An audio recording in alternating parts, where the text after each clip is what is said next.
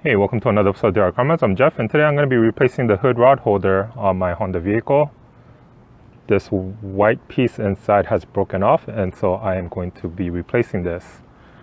And here is the part number. Now, in order to replace this, you don't need any tools. All you need to do is press one side in here with your finger, and then just pry it out and tilt it up, and this whole thing will come apart. Alright, so as you can see, it has broken off, and so the hood rod no longer latches into this holder.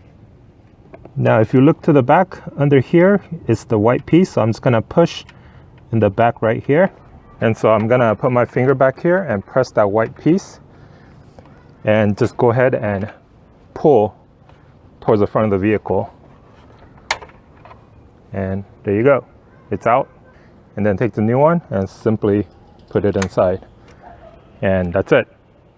Alright, so that was a quick tutorial on how to replace the hood latch holder on your Honda vehicle. I'll have the link to the part in the video description below, so go check it out. If you have any questions, please leave in the comments below. As always, thanks for watching. Please like, share, comment, and subscribe for more videos. Thank you.